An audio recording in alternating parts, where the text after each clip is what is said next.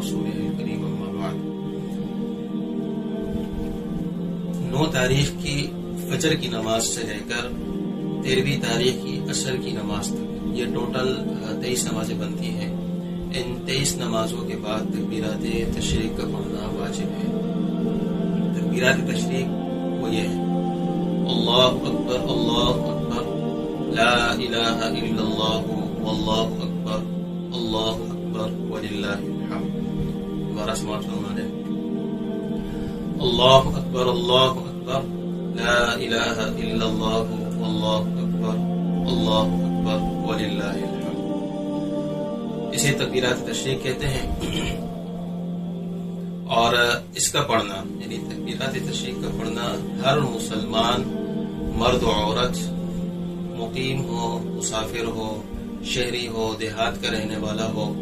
اپنی انفرادی نماز پڑھ رہا ہو یا امام کے ساتھ نماز پڑھ رہا ہو،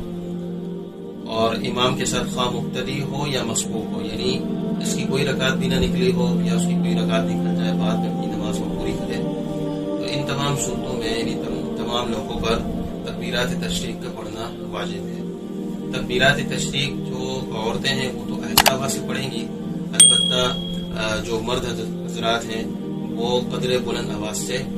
یہ تکبیرات پڑھیں گے. تو یہ جو تکبیرات ہے یہ اگر کوئی شخص بھول جائے، یعنی فرض نماز کے بعد یاد نہ رہے، بعد میں یاد آئے مسجد سے نکل جانے کے بعد یا اٹھ جانے کے بعد، اگر اس کے بعد یاد آئے تو پھر ایسی صورت میں اس کی قضا نہیں ہے، بلکہ اس کا کفارہ پھر یہی ہے کہ توبہ استغفار کرے، اللہ تعالیٰ سے معافی مانگے کہ ایک اہم حکم جو واجب تھا اس کی ادائیگی نہ ہو سکی، اس میں کوتاہی ہوئی تو اس پر اللہ تعالیٰ سے توبہ استغفار کرے، اور آئندہ جو نمازیں جو باقی نمازیں رہ گئی ہیں اس میں پڑھنے کا اہتمام کرے.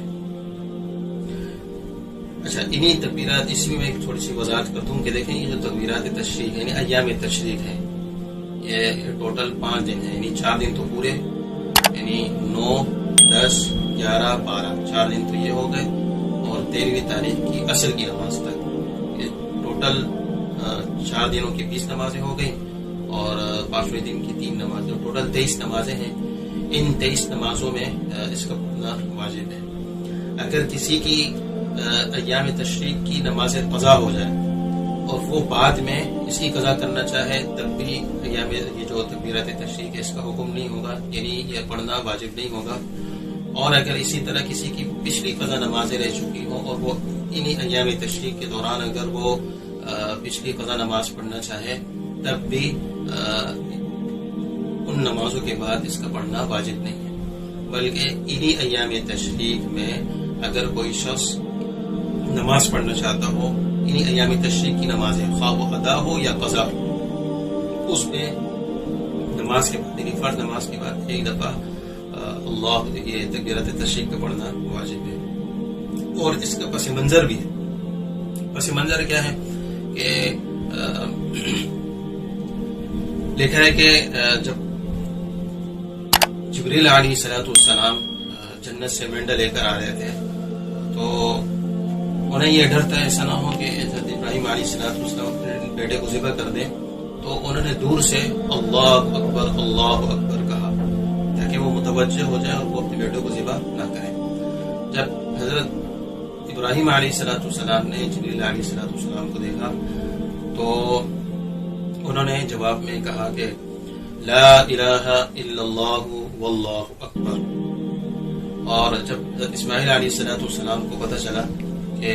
وہ مینڈا لے کر آئے ہیں اور اسے ذبح کیا جائے گا تو انہوں نے کہا کہ اللہ اکبر وللہ الحمد، یعنی حضرت جبریل علیہ السلام، حضرت ابراہیم علیہ السلام اور حضرت اسماعیل علیہ السلام کی باہمی کلمات کو ایام یہ تکبیرات تشریق کہا جاتا ہے. اور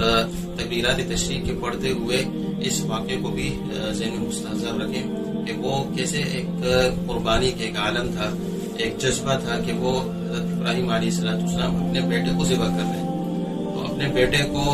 وہ ذبح کر رہے ہیں لیکن اللہ تعالیٰ نے اس کے بدلے جنت سے مینڈا بھیجا اور اس کی قربانی کی گئی. تو اصل تو یہ ہے کہ انسان اپنی جان پیش کرے اپنی جان کی قربانی دے، لیکن اللہ تعالیٰ کا بہت بڑا فضل اور احسان ہے، اللہ تعالیٰ نے انسان سے اپنی جان کو پیش کرنے کا حکم نہیں دیا اس کو، اور بلکہ جو جانور ہے جب اسی کو ذبح کر دیا جائے تو وہ ہے کہ اس نے اپنے آپ کو ذبح کر دیا. اور یہی وجہ ہے، اسی کی ایک حکمت ہے کہ ذی الحجہ کے چاند نظر آنے سے لے کے قربانی کرنے تک، جو حدیث پاک میں بھی آتا ہے، ام سلمہ رضی اللہ تعالی عنہا سے مروی ہے، وہ فرماتی ہیں آقا علیہ الصلوۃ والسلام نے ارشاد فرمایا کہ من رأى هلال ذی الحجة وأراد أن يضحي فلا يأخذن من شعره ولا من أصفاره. رواه الترمذی. ترمذی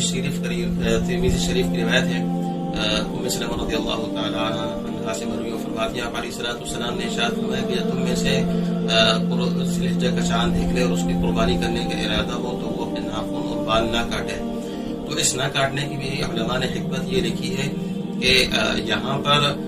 اصل تو یہ ہے کہ انسان اپنی جان کی قربانی دے، لیکن اپنی جان کی قربانی اللہ تعالیٰ نے اس سے نہیں مانگی بلکہ جانور کو قربان کرنے کا حکم دیا. تو یہ جو جانور ہے یہ پورا کا پورا انسان کے تمام اعضاء کی طرف سے ایک بدل بن کے اللہ تعالیٰ کی بارگاہ میں پیش ہوگا.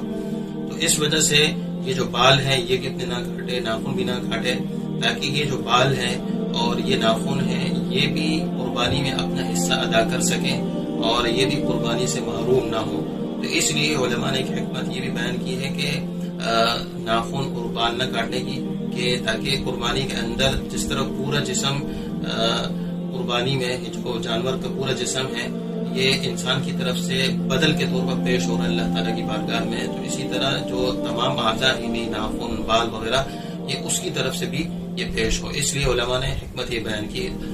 اس کا کاٹنا ضروری یعنی نہ کاٹنا ضروری نہیں ہے، یعنی واجب حکم نہیں ہے، مستحب عمل ہے. اگر کوئی شخص اس پر عمل کرتا ٹھیک ہے، نہیں کرتا تو کوئی گناہ کی بات نہیں ہے. تو اس لیے قربانی کرنے سے پہلے اپنے ناخن اور بال نہ کاٹے. لیکن اس میں بھی ایک شرط یہ ہے کہ یہ جو ٹوٹل ایام ہے یعنی ذی الحجہ کے چاند نظر آنے سے پہلے اور یہ 10 دن ٹوٹل ملا کر 40 دن سے اوپر نہ ٹوٹل اس کے ایام جو 40 دن سے نہ بڑھ رہے ہو. اگر 40 دن ٹوٹل بن رہے ہو یا اس سے زیادہ بن رہے ہو تو پھر ایسی صورت اس حکم پر عمل نہیں کیا جائے گا بلکہ اس کو ترک کر دیا جائے گا اور اپنے ناخن اور جو جسم کے غیر ضروری بال ہیں جیسے بغل کے بال ہو گئے، زیر ناف بال ہو گئے، پھر اس کو وہ کاٹ دیں تاکہ ممنوع کے خلاف ورزی لازم نہ ہے. اس لیے کہ ایک حکم یہ بھی ہے کہ 40 دن سے پہلے اس کی گنجائش ہے، لیکن جب 40 دن یا اس سے بڑھ جائے تو پھر اگر کوئی شخص یہ نہیں کاٹتا اپنے جسم کے غیر ضروری بال یا ناخن تو پھر یہ شخص گناہگار ہوگا. تو اس گناہ سے بچنے کے لیے پھر اس حکم پر عمل کرنا ضروری نہیں ہوگا بلکہ اس کے لیے حکم یہ ہے کہ یہ اپنے ناخن وغیرہ کاٹ لیں. لیکن اگر ٹوٹل ایام ان 10 دنوں کو ملا کر اگر 40 دن سے کم بن رہا ہو تو پھر حکم یہی ہے کہ اگر کسی نے قربانی کرنے کا ارادہ ہو اور اس نے ذی الحجہ کا چاند دیکھ لیا، اب یہ نہ کاٹے بلکہ قربانی کرنے کے بعد اپنے ناخن وغیرہ کاٹے. تو اس لیے اس کا بھی اہتمام کرنا چاہیے.